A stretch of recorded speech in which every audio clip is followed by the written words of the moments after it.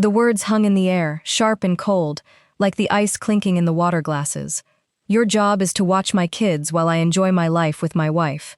It's that simple. If you have a problem with it, the door is right there. My son Marcus said it with a dismissive wave of his hand, as if discussing the weather, not my entire life. Across the polished mahogany table, his wife Sarah dropped her fork with a clatter that echoed in the sudden silence. My 3 grandchildren looked up, confused, sensing the shift in the atmosphere, the sudden rupture in the carefully constructed piece of our Sunday dinner. Only my eldest granddaughter, 16-year-old Lily, met my gaze. Her dark, knowing eyes, so like my own mother's, held a flicker of pride. I should have seen it coming. The subtle glances Marcus and Sarah exchanged when they thought I wasn't looking. The hushed conversations that abruptly ceased when I entered a room. The suitcases that seemed to be a permanent fixture by the front door. Always packed, always ready. This house, their house, had become a revolving door, and I, their mother, their grandmother, had become the unpaid, on-call staff. But a mother, especially one who has known loneliness, clings to hope. She makes excuses, justifies, forgives, even before an apology is offered. Slowly, I rose from the table, my movements deliberate, imbued with a quiet dignity my own mother had taught me. My hands didn't tremble, my eyes didn't well up. I simply folded the linen napkin on my lap, placed it beside my untouched plate, and walked toward my room without a backward glance. The scent of roasted chicken and rosemary, which had filled the dining room with a comforting warmth just moments before, now seemed to curdle in the air, a bitter reminder of the shattered evening. I heard Marcus's chair scrape against the hardwood floor, heard his voice call out, "Mom, wait!" But it sounded distant, as if from a great distance, already fading into the past. That Sunday night, that dinner I had spent 4 hours preparing, was the moment everything finally exploded, but the fuse had been lit months earlier. It began 3 months ago, on a Tuesday afternoon. I was in my small cottage upstate, the one I'd bought with my late husband's pension, tending to my beloved rose bushes. The afternoon sun cast a warm glow on the cream-colored walls I'd painted myself, each brushstroke a memory of the 30 years I'd lived there, alone but never lonely. The air was sweet with the scent of blooming roses and damp earth, a familiar comfort that had always soothed my soul. The phone rang, a jarring intrusion into the quiet afternoon, and it was Marcus. "Mom, I need you." Those 4 words, delivered with a familiar blend of urgency and vulnerability, were all it took. And, as always, I dropped everything. He explained that Sarah was overwhelmed, that the 3 children, Lily, and the 8-year-old twins, Noah and Ethan, were too much for her alone. His executive job kept him traveling constantly, sometimes for weeks at a time. He promised it was temporary, just a few months, until things settled, until they found a suitable nanny, until Sarah recovered from her burnout. His voice had sounded so tired, so desperate, that I hadn't hesitated. The image of my son, burdened and stressed, had overridden any flicker of doubt. My maternal instincts, honed over decades, had kicked in immediately. I sold my cottage in less than a month. That little house with its porch swing where I'd watched countless sunrises, with its creaking wooden floors and windows that framed open fields where birds sang at dawn. The scent of pine and old books, the way the morning light filtered through the lace curtains, these were the small, precious details of a life I was now dismantling. I sold it for far less than it was worth, needing the money quickly to help my son. Marcus assured me I could stay with them as long as I needed, that there was a room for me, that we would be a united family again, just like when he was a boy. The promise had been a balm to my heart, a vision of renewed closeness. I arrived on a Friday afternoon with 2 suitcases and 3 boxes, all that remained of my life. The rest I had sold, given away, or simply left behind. The weight of those few possessions felt heavy, a tangible representation of the life I had shed. Marcus and Sarah greeted me with hugs and smiles. The twins, Noah and Ethan, ran to me, shouting, "Grandma, Grandma," their small arms wrapping around my legs. Lily, the oldest, offered a quiet kiss on the cheek, her eyes holding a sadness that even then struck me, a subtle shadow in the otherwise bright welcome. Everything seemed perfect. They showed me my room, a small space at the end of the hall, previously a storage room for Christmas decorations and forgotten boxes. It held a narrow twin bed, a cramped closet, and a window overlooking the back alley. The walls were bare, a stark, uninviting white. There was no space for my rocking chair, no space for my framed photographs, no space for almost anything that was truly me. The air in the room felt stale, unused. But Marcus placed a hand on my shoulder, his touch warm and reassuring, and said, "It's temporary, Mom, just until we get organized." And I smiled, assuring him it was perfect, that it was all I needed. I pushed down the small pang of disappointment, reminding myself of the greater purpose. The first week was lovely. I cooked, prepared school lunches, did laundry, ironed Marcus's shirts. The rhythm of domesticity, once a lonely routine, now felt purposeful, filled with the energy of a bustling household. Sarah thanked me with hugs, her voice warm, saying, "I don't know what we'd do without you, Eleanor." Marcus would return home to a clean house, dinner ready, children bathed, homework done. I felt useful, needed, part of something important again. The children's laughter, the smell of fresh-baked cookies, the quiet hum of the washing machine, these were the sounds of a family, and I was at its heart. The second week, Marcus and Sarah announced a work trip, 3 days to the state capital for an important conference. I would stay with the children. "Of course," I said. "That's what I'm here for." They left on a Wednesday morning, elegant suitcases in hand. Sarah in a sleek salmon-colored dress, Marcus in a sharp gray suit. They kissed me goodbye, leaving a list of instructions taped to the refrigerator. They returned Sunday night, tanned and relaxed, smelling of expensive perfume and wine. They brought me a box of Godiva chocolates as a thank you. The gesture felt small, almost an afterthought, but I accepted it with a smile, still clinging to the idea that I was a valued member of their family. The third week, they traveled again, and the fourth, it quickly became a routine. I would wake at 5 a.m., before the sun, and brew coffee in the silver coffee maker that sighed contentedly when it finished. The aroma filled the silent kitchen as I prepared 3 lunchboxes, sandwiches cut into perfect triangles, washed fruit, homemade cookies. At 6:30, I'd wake the children, dress them, comb their hair, tie their shoes. I'd walk them the 4 blocks to school, Noah holding my right hand, Ethan my left, Lily walking ahead, earbuds in, backpack slung over one shoulder, a silent, watchful presence. I'd return to the empty house and clean. Every day I cleaned that house that never seemed to stay clean. I mopped the hardwood floors, dusted the furniture, folded laundry, tidied the toys the twins scattered everywhere. The silence of the house during these hours was often punctuated only by the whir of the vacuum cleaner or the splash of dishwater. At noon, I'd eat alone in the kitchen, standing by the sink, looking out at the neglected backyard, a small, solitary figure in a house that felt increasingly vast and impersonal. In the afternoons, I'd pick up the children, give them a snack, supervise homework, and take them to the park if the weather allowed. At night, I cooked dinners that Marcus and Sarah rarely ate, arriving late or not at all, their absence a growing void at the dinner table. The suitcases by the door became part of the landscape, always 2, one black, one wine-colored, waiting for the next trip. Marcus insisted it was for work. Important meetings, clients, contracts. But I began to notice things. The hotel tags on the suitcases when they returned. Hotels with spas, hotels on beaches, hotels that didn't quite sound like business trips. The subtle scent of sunscreen, the faint lines of a swimsuit on Sarah's shoulder, the way Marcus's eyes held a distant, relaxed gleam that work never seemed to produce. One afternoon, I found Sarah's phone on the living room table. It was unlocked. I didn't want to look. A knot of unease had been tightening in my stomach for weeks, and I knew what I might find. But the screen displayed an Instagram notification, a photo of Sarah and Marcus, laughing, drinks in hand, on a white sand beach. The caption read, "Another successful conference with my amazing husband. Work hard, play hard, #paradise, #date night." My heart sank, a cold, heavy stone in my chest. The bright, sun-drenched image on the screen felt like a punch to the gut. It wasn't a conference. It was a vacation. They were vacationing while I was here, cleaning their house, raising their children, living in a storage room. The betrayal was a bitter taste in my mouth. That night I couldn't sleep. The betrayal felt like a physical ache, a dull throb behind my ribs. I lay in the narrow bed, the bare walls of my temporary room closing in on me, mirroring the constriction in my chest.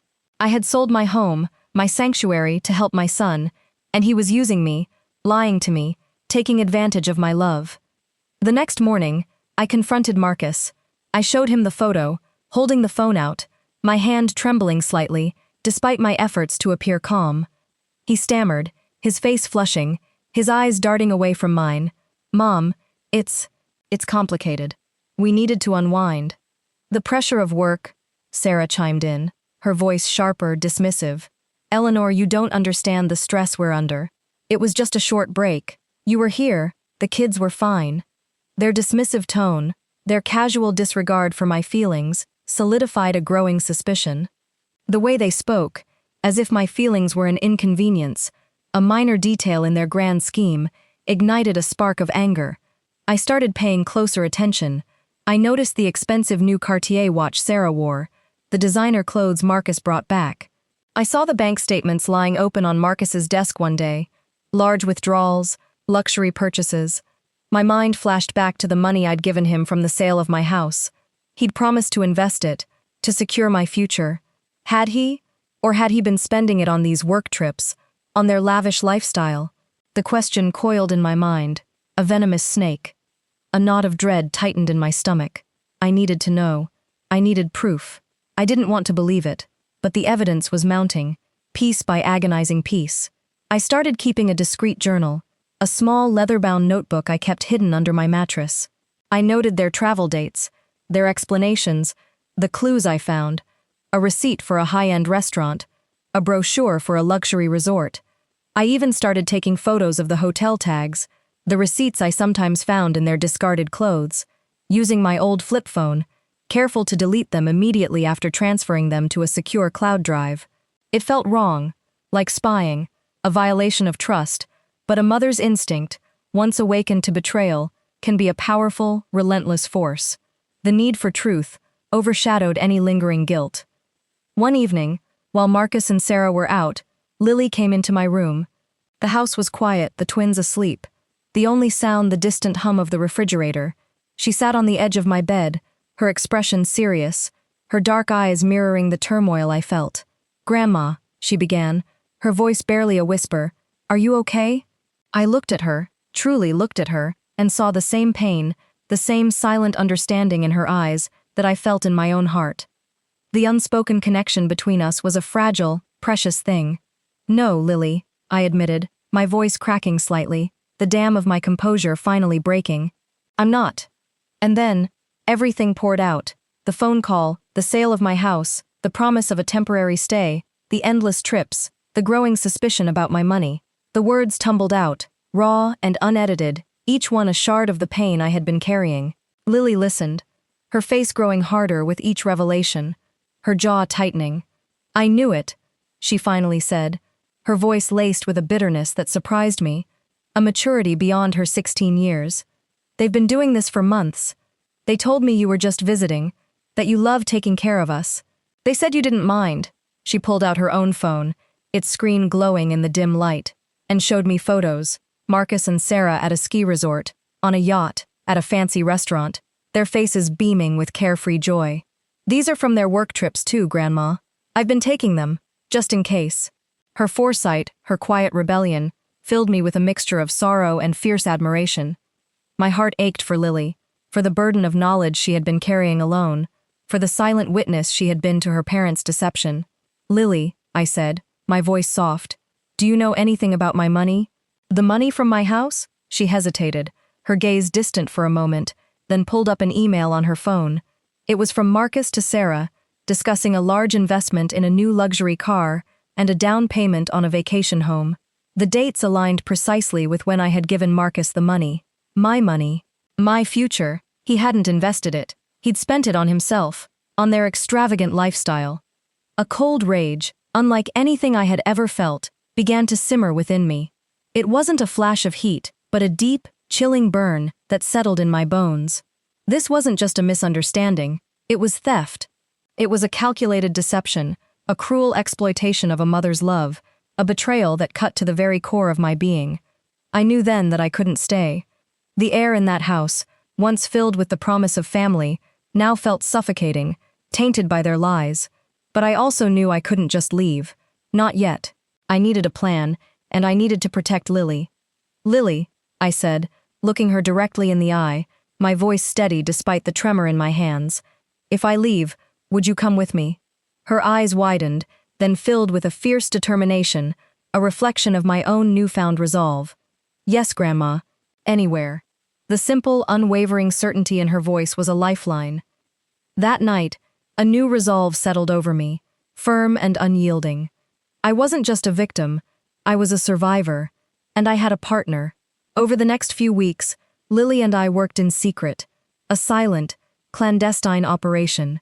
She helped me gather more evidence, bank statements she found tucked away in Marcus's home office, travel itineraries printed from Sarah's laptop, text messages between her parents discussing their babysitting arrangements and how much they were saving by having me there.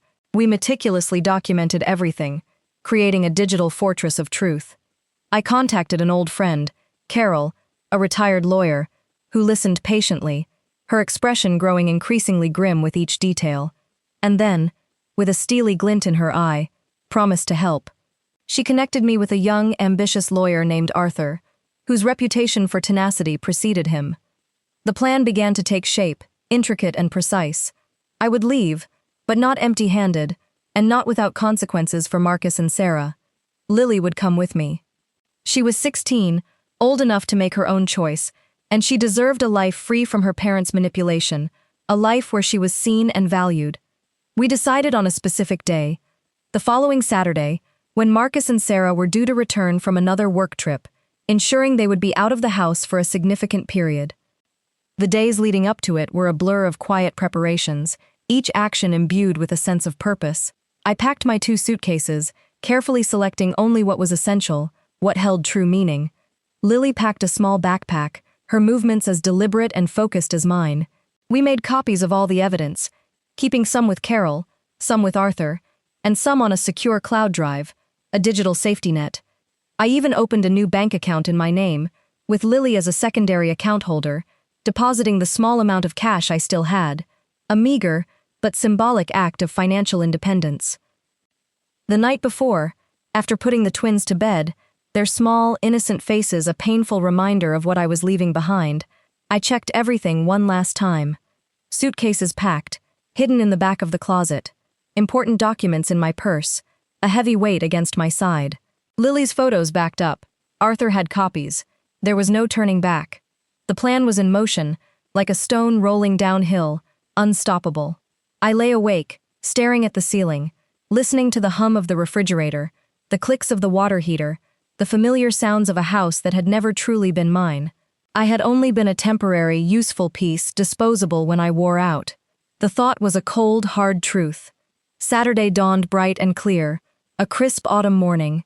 I showered and dressed with care. Comfortable pants, a simple ivory blouse, shoes I could walk in for hours. I pulled my hair back into a low bun, a practical, no-nonsense style. The woman in the mirror was not the same one who had arrived here 3 months ago. That woman had been naive, hopeful, desperate to feel needed, her eyes clouded by a lifetime of putting others first. This woman was different. Her gaze was clear, resolute. She had learned that sometimes love isn't enough, that people disappoint you in ways you never imagined, that sometimes the only way to survive is to walk away from those who say they love you but are destroying you. I made breakfast, the scent of pancakes and coffee filling the kitchen, a final act of domesticity. I woke the twins, fed them, bathed them, dressed them in clean clothes, their small hands reaching for mine, their innocent chatter a bittersweet symphony. I did everything exactly as I had every morning for 3 months. But inside, I was counting the hours, each tick of the clock a step closer to freedom. 4 o'clock in the afternoon. That was the time Marcus and Sarah were due to arrive. At 2 o'clock, I started moving my things. I brought the suitcases downstairs while the twins watched TV, engrossed in a colorful cartoon, oblivious to the quiet revolution unfolding around them. I placed them by the back door, hidden behind the heavy curtains, out of sight. Lily came down with her small, discreet backpack, her face a mask of calm determination. "Just the essentials," I'd told her. "We can get the rest later." She had packed clothes, her ID, her laptop, a few cherished photos, nothing else. At 3:30, My phone rang. It was Carol. "I'm ready. Are you still on?" Her voice was low, steady, a reassuring anchor. I replied, "Yes, we'll be out in half an hour." Then I texted Arthur, "Proceed. I will be out in 1 hour." The minutes dragged, each one stretching into an eternity. I sat in the living room with the twins, watching their cartoon show. The bright colors and silly voices, a stark contrast to the tension thrumming beneath my skin. Ethan cuddled against my side, his small head resting on my shoulder. Noah put his head in my lap, his thumb in his mouth. I stroked their hair gently, memorizing the feel of their soft hair, the small, trusting weight of their bodies. A wave of profound sadness washed over me, but it was quickly replaced by a fierce resolve. "You're going to be okay," I whispered, though they couldn't hear me over the TV. "Your parents will take care of you.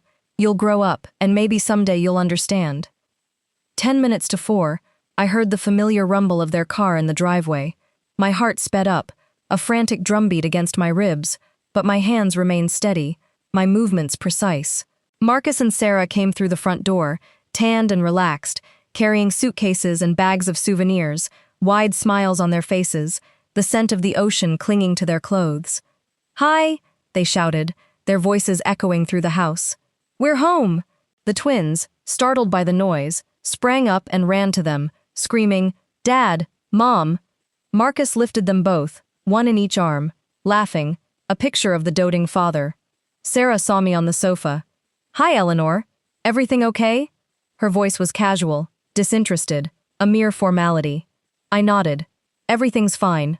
She passed me, dragging her suitcase toward the kitchen, already mentally planning her next meal, or her next trip.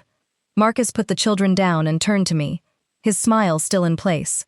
"Mom, give me half an hour to shower, then we'll sit down and sign those papers, okay? The notary can come by early tomorrow. The papers for the power of attorney, the final step in their plan to control my finances." "Yes," I said, my voice calm, betraying nothing. "Take your time." They went upstairs. I heard their footsteps overhead, then the distinct sound of the shower turning on, the rush of water a cleansing sound. This was the moment. I rose from the sofa with all the calm in the world, a quiet strength radiating from me. Lily appeared in the living room doorway, her eyes wide, her breath held. We looked at each other, a silent communication passing between us. She nodded. I nodded. I went to the back door, grabbed my suitcases, the handles cool beneath my fingers. Lily grabbed her backpack, its straps digging slightly into her shoulders. We walked out through the kitchen into the backyard, the cool autumn air a welcome shock, then around the side of the house to the street. My old car was parked there, a reliable, unassuming sedan, the one Marcus had suggested I sell because I didn't need it anymore. Good thing I never listened to him. It was a testament to my quiet defiance, a symbol of my independence. I opened the trunk. We put the suitcases in, the thud of them settling a finality. We got in the car. Before starting the engine, I took a white envelope from my purse. Inside was a handwritten letter. I had drafted it the night before, choosing each word with care, each sentence a deliberate blow. I read it one last time, the words burning themselves into my memory. "Marcus, by the time you read this, I will be gone. I will not continue to be your unpaid employee. I will not be signing any power of attorney. I will not allow you to continue to steal from me. My lawyer will be in contact with you regarding the money you spent without my authorization. I hope those trips and that jewelry were worth it, because they are going to cost you much more than you paid. The children are with you, as they should be. They are your responsibility, not mine.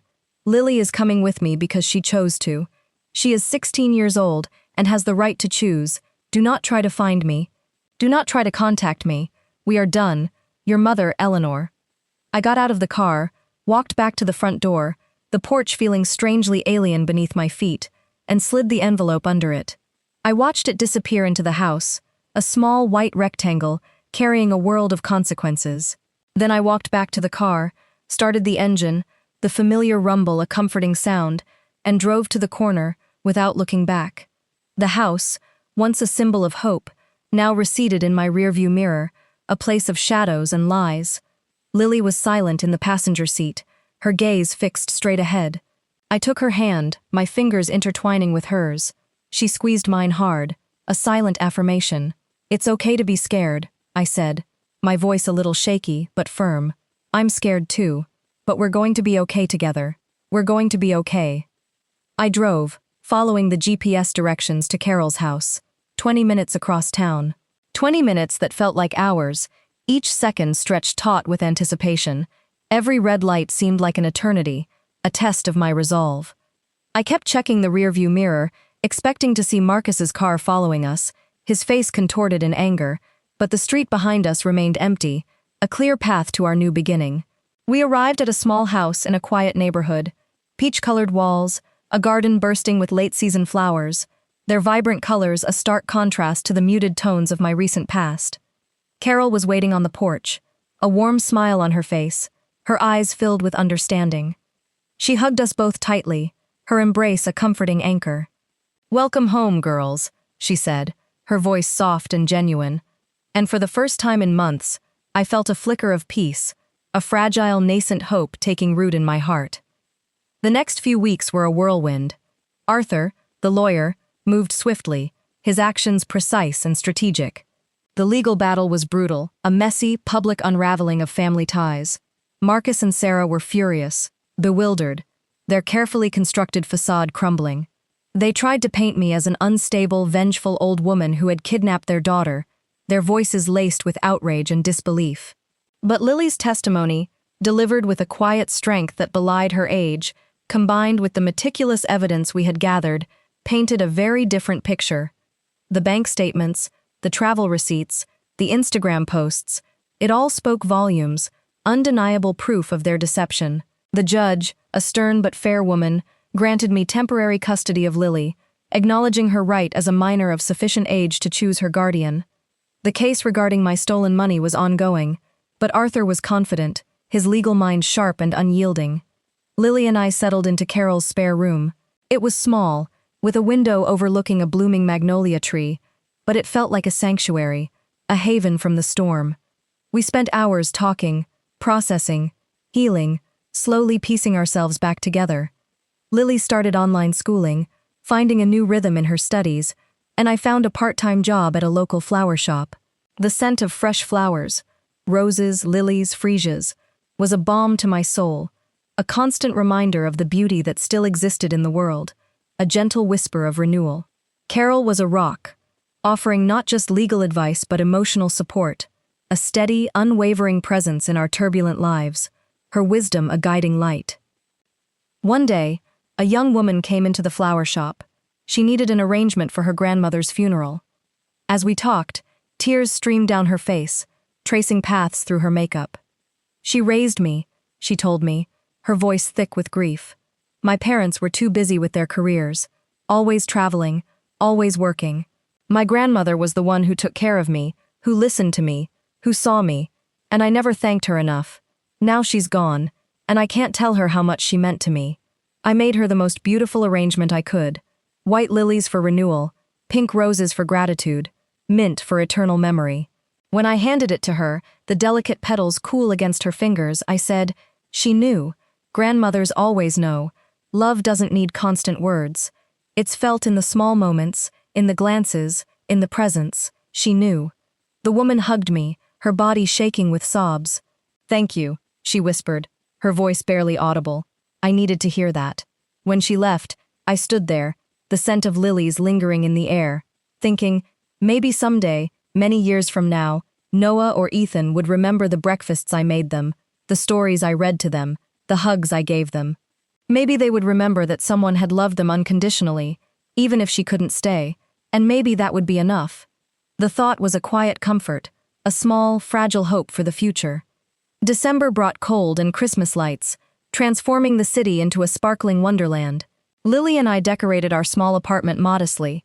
We had found a place of our own after a few weeks at Carol's, a cozy two-bedroom with a tiny balcony, a wreath on the door, white lights around the window, a small second-hand tree we decorated with handmade ornaments Lily had crafted from pine cones and glitter. We didn't have much, but we had enough. We had peace, we had dignity, we had each other. The quiet joy of our shared space was more precious than any luxury.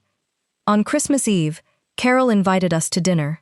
We cooked together, the three women in her small, warm kitchen, the air thick with the scent of spices and laughter. We peeled potatoes, seasoned the turkey, and shared stories, our voices blending in a harmonious chorus. The house smelled of cinnamon and rosemary, a comforting aroma that filled every corner. The table was set with her good china, sparkling silverware, and flickering candles, creating an atmosphere of warmth and celebration. And when we sat down to eat, Carol raised her glass of cheap wine, its amber liquid catching the candlelight, and made a toast. To the women who rise up, to the ones who leave when they need to leave, to the ones who build families with those who value them, not just those who share their blood. We clinked our glasses, the sound echoing like small bells, a chime of solidarity. And in that moment, surrounded by these two women who had saved me as much as I had saved them, I realized something profound. I had lost so much: my house, my money, my relationship with my son, my grandchildren, but I had gained something far more valuable. I had gained myself back. That night, back in our apartment, I sat on the balcony despite the cold, wrapped in a thick blanket. The mint plants I'd bought were dormant for the winter, their leaves shriveled, but their roots were still alive under the soil, waiting for spring to grow again. Like me, I had been through the darkest winter of my life, but spring would come. It always does. Lily came out onto the balcony with another blanket. She wrapped it around my shoulders, her touch gentle, and sat next to me, her warmth a comfort in the chill. "Grandma, what are you thinking about?" she asked, her voice soft. I smiled, a genuine, unburdened smile. "I'm thinking that I didn't need to shout to be heard. I just needed to leave to be understood. I'm thinking that I spent 72 years learning to be small, invisible, and helpful. And now I'm learning to be me, whole, visible, valuable." She took my hand, her fingers intertwining with mine, a silent promise. "You did it, Grandma. You got out. You survived. You won." I shook my head gently, the movement slow and deliberate. "It wasn't about winning, Lily. It was about choosing me. Finally, after a lifetime, I chose myself, and that, my child, was the greatest victory of all." The night sky was full of stars, a vast, glittering expanse above us. The city glowed softly around us, a tapestry of light and shadow. Somewhere in that city was Marcus with his children, probably telling them the story where I was the villain, the heartless grandmother who abandoned them. But I wasn't carrying that narrative anymore. I had written my own, and in my story, I wasn't the villain or the victim. I was the hero who saved herself. Lily rested her head on my shoulder, her breathing soft and even. We stayed like that in silence, watching the city lights twinkle like small promises, each one a beacon of hope. The future stretched out before us, uncertain but full of possibility, a blank canvas waiting for us to paint our own destiny. And for the first time in a long time, that future didn't scare me, because I had learned the most important lesson, that you can love someone and still walk away, that you can forgive without forgetting, that you can start over at any age. The mint on the balcony was waiting for spring. I was too. But I was no longer waiting to serve others. I was waiting to bloom for myself. And when that spring came, when the plants grew back and the world filled with green again, I would be here, free, whole, and finally at home in my own life. I never went back to that house where I was invisible. I never again answered when they called to ask for something. I closed that door gently but firmly, and on the other side I built something new, something of my own, something that no one could ever take away from me again. They never again touched my name without my permission. And I never again made myself small to fit into the spaces others designed for me. This was my life now. And it was enough. It was more than enough. It was everything. This story is a work of fiction. Any resemblance to real people, events, or places is purely coincidental.